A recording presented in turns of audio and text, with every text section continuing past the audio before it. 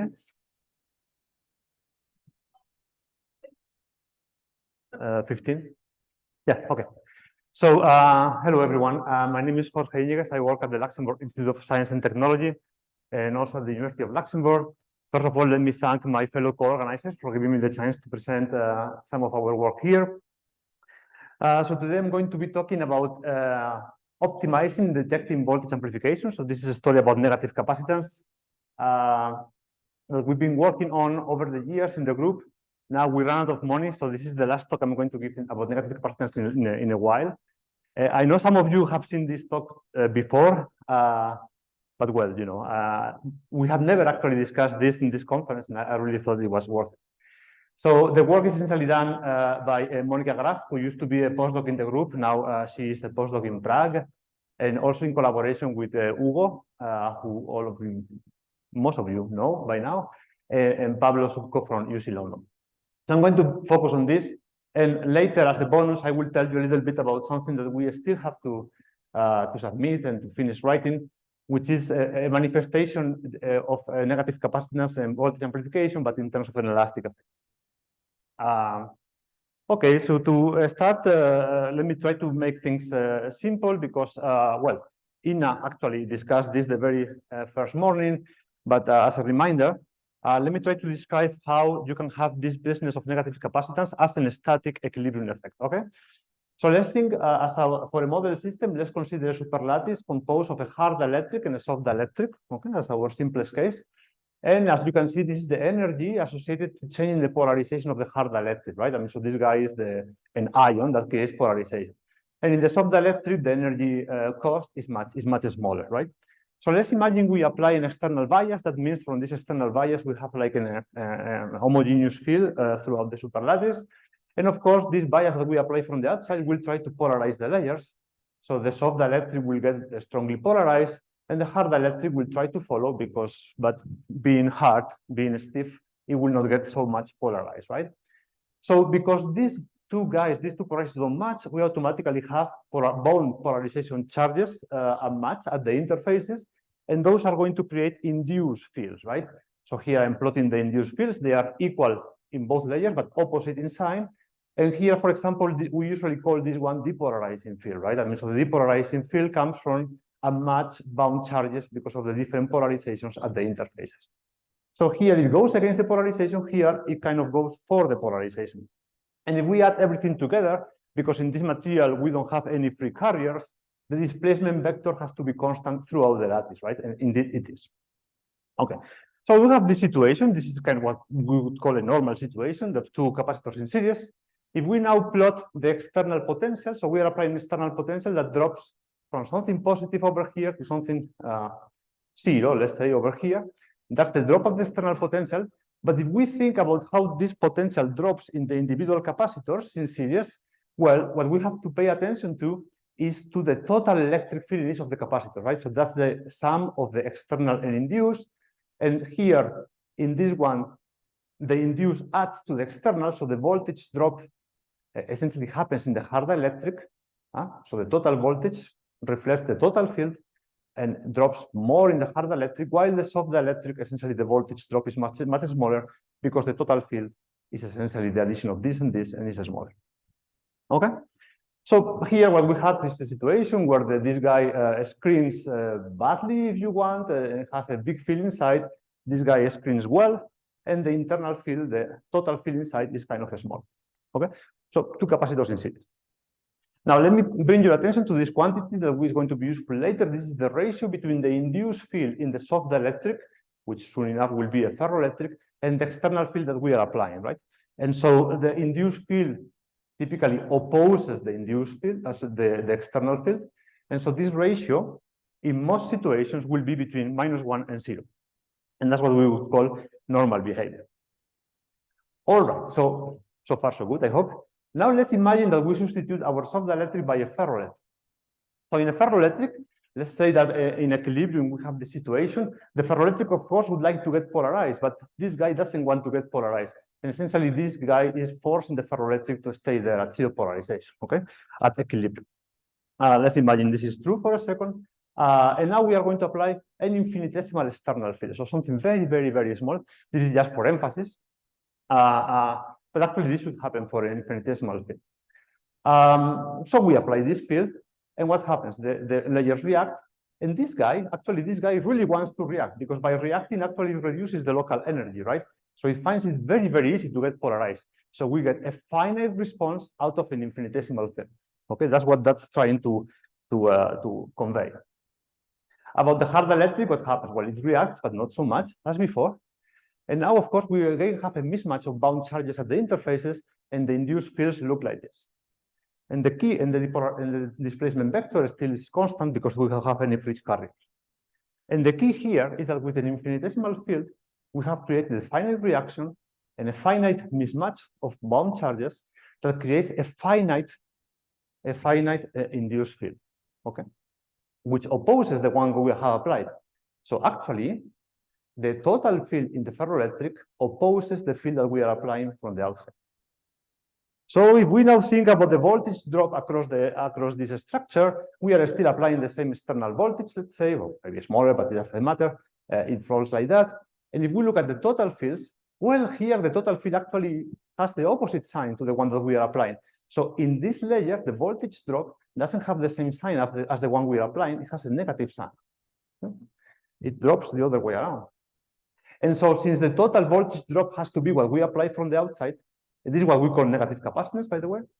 And since what the total voltage drop has to be what we apply from the outside, if here the drop goes against, here the voltage drop has to be in the dielectric actually larger than what we are applying from the outside.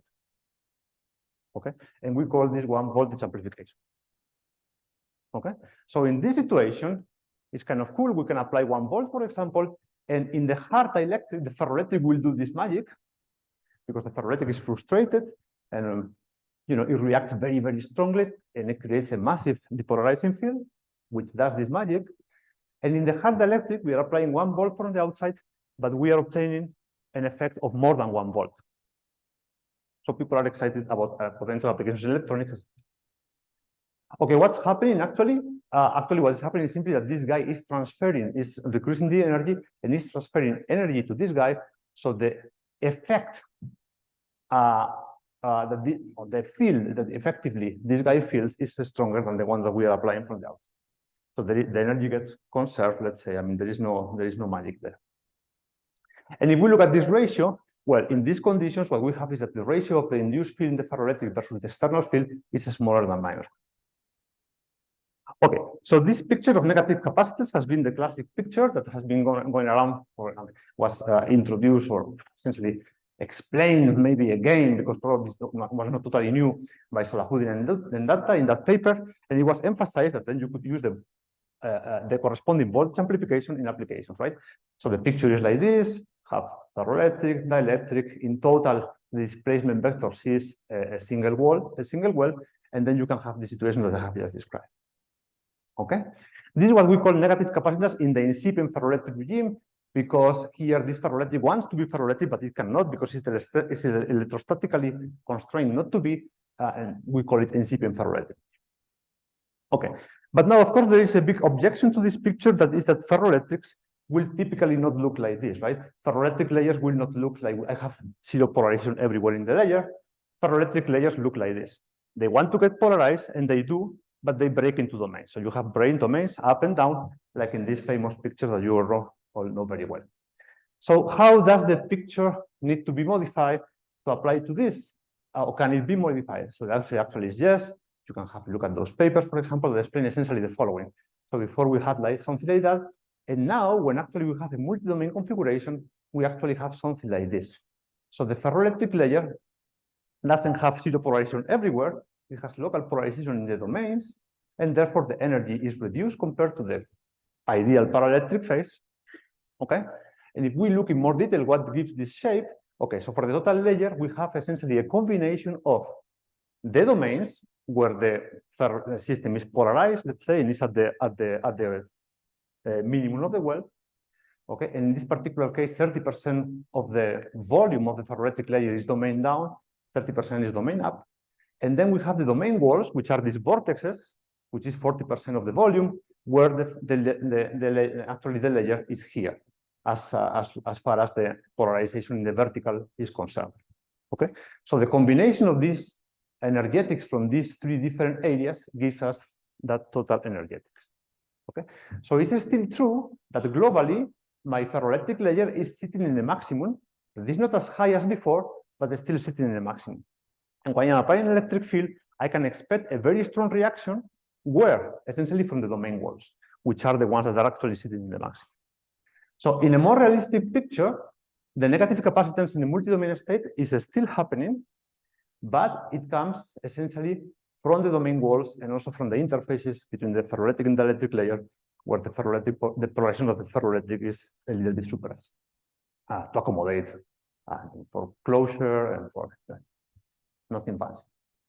Okay, so far so good. I hope this was useful. All this is an static effect, and we believe is true. Now, so for many years we've been investigating that, and our emphasis, our focus was to understand what was going on and come up with some sort of simple explanation like that, at least to rationalize and to convince ourselves that this actually can happen.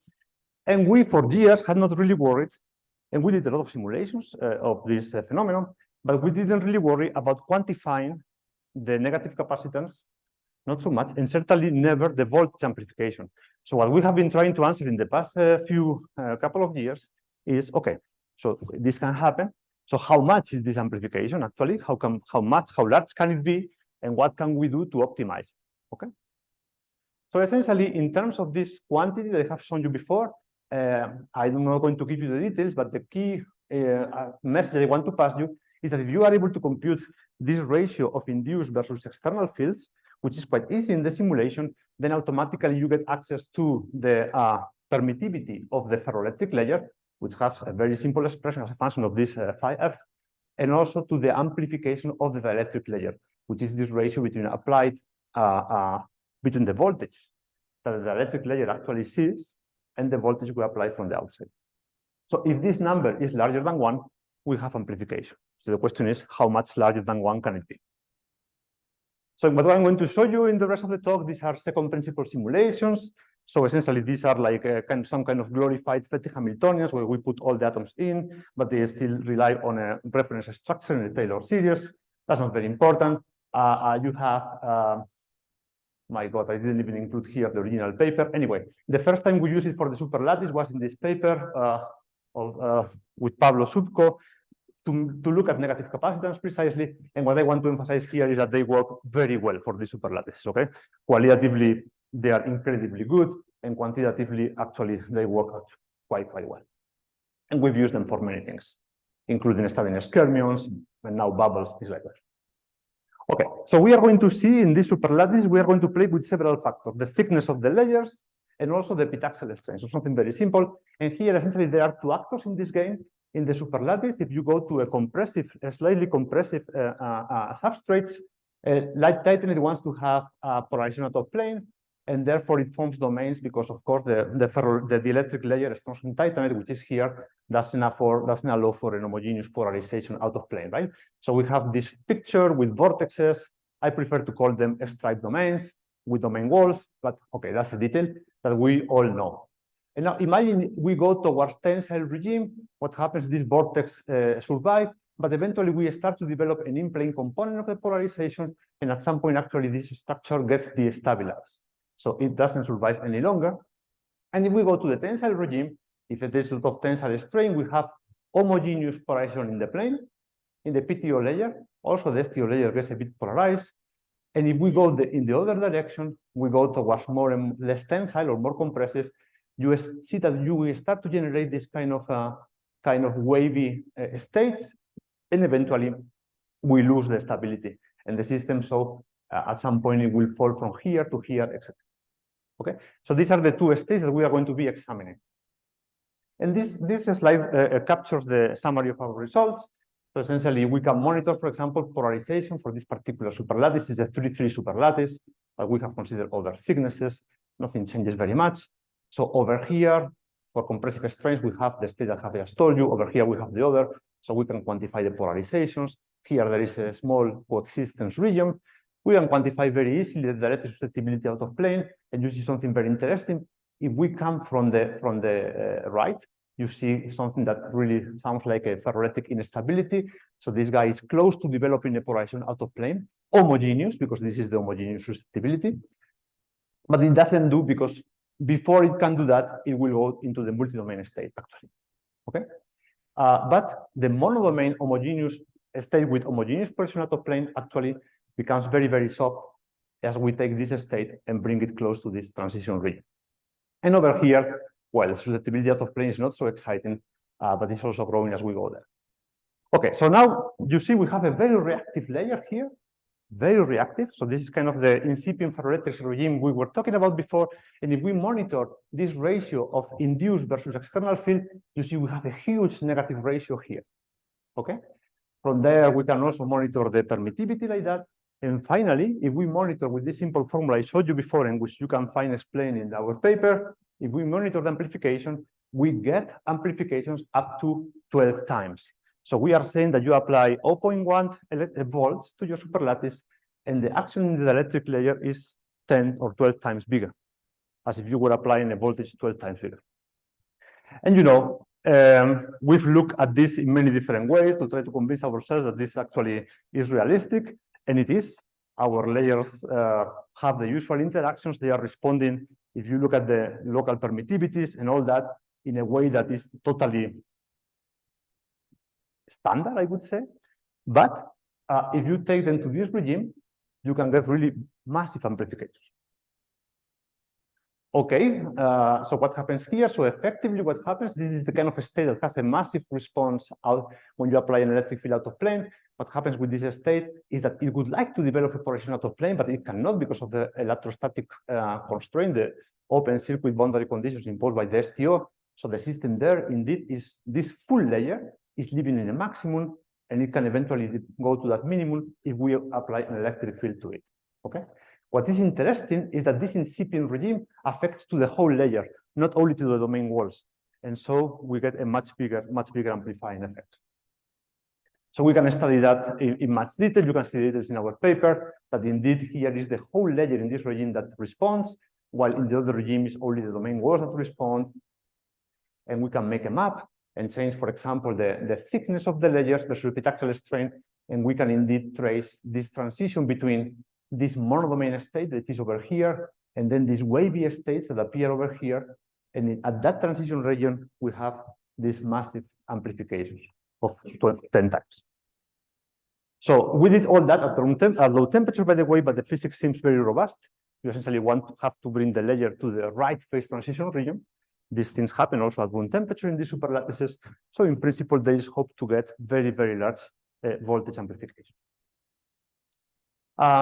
If you have a voltage amplification in the STO layer, you should see an amplification of some responses, like, for example, electrorestriction.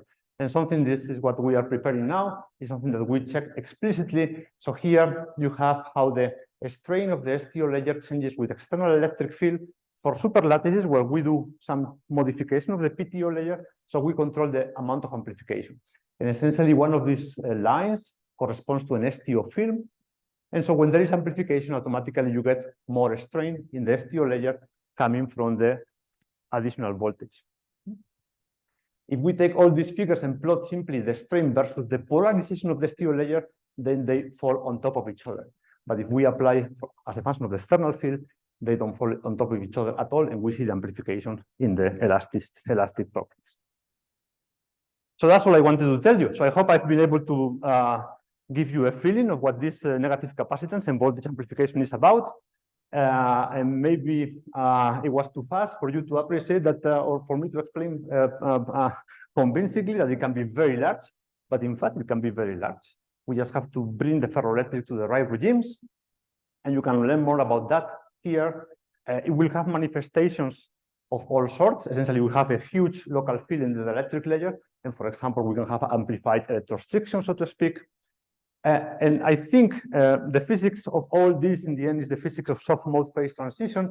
So I would like to end with a slide, which is that, I mean, for many years, of course, hafnia and zirconia are the materials to do this in a transistor and to make use of voltage amplification. So we can have low power electronics and all that. For a long time, I thought without soft mode physics, it's impossible that Hafnia gives you this. So people were reporting things about Hafnia that I really didn't know how they were happening.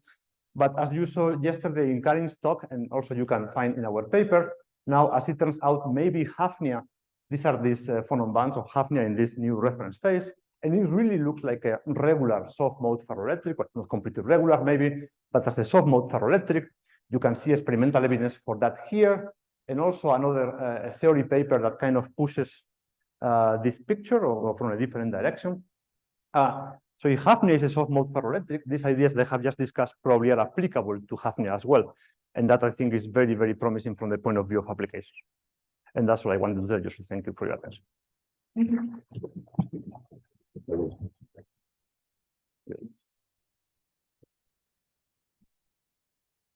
Very interesting results. So I was wondering, so how the picture of the domain one and the second products can be translated into relaxers and polycrystalline product fields, because the relaxer is like naturally have this incident product state. Yeah. And for polycrystalline field, you can kind of possibly engineer the green side so that you can bring to the lower reach. I mean, yeah, I understand. For relaxers, I'm not sure this is going to apply very well in the sense that you have to try, you have to force your ferroelectric out of its comfort zone. I mean, you have to frustrate it. You have to take it out of the ground state. So if in a relaxer with non-net polarization, open circuit or closed circuit is not going to matter very much probably. And so, you know, I don't see how you can do these tricks for a relaxer actually. And polycrystalline, it depends. If it's a strongly textured and you would like to have a polarization out of plane, then it will be sensitive to the open circuit boundary conditions, and then I don't see a very important problem. But for relaxers, I would say they are not going to be very promising for this.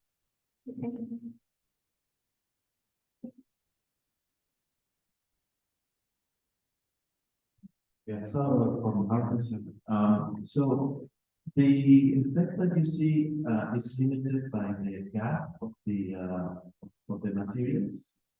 Well, of course, this all has to happen below the breakdown, right? Yes. Also, I should say that the effect, I mean, here we are in the perturbative regime, so for small applied fields, we have a bit of information, so the effect survives. I mean, the linear regime is not so small, but eventually you can go into other things. I mean, you can destroy the effect and remove the negative capacitance when the ferroelectric layer doesn't have anything more to give, let's say. You could also start with an anti-ferroelectric layer and induce the negative capacitance in the way, for instance, that Ina showed, although maybe in the transient, but so you know. So yeah, a follow-up question. So you know, we kind of thinking of you know, electromagnetism. You know, I always have this picture that these fields are like you know, I suppose the job that you show on the electric field, it seems to be on the order of sub-nanometer lengths, right? Oh, that's well, have any plot where the field is shown in real space? Not here. We haven't plotted that, but yes, I mean, in these superlattices, this could be. I mean, some of our superlattices, indeed, this thing is of the order of 1.5 nanometers. Yes. So okay, that what worries you in that context? Thank you. Yeah. No, I just wanted to kind of get a sense, you know, for screening at the interfaces, but okay. Yeah. Yeah. Thank you. Okay. Here, thank you. Very quick one. So your prediction based on totally static picture, or you have any dynamic consideration? So no. This is totally static, and that's the point of it, because we want to test the effect under DC bias. So equilibrium, no transient. You put the voltage, and the voltage, as long as the voltage is applied, you can benefit from the voltage amplification. Frequency will totally change. With frequency, things will change. Yeah. So the frequency regime we haven't studied yet. Last question. We have to get money for that. Thank you. So just a quick question. So this is fully reversible. You can remove. Yes. it, go back to the same. It's fully reversible because our superlattices don't seem to have any hysteresis. So if I remove the field, it really goes to the vortices, etc. So, and then yes, it's fully reversible. Okay. So the ferroelectric layer will go back to the top of the mountain, and and it recharges, so to speak. Then Thank you.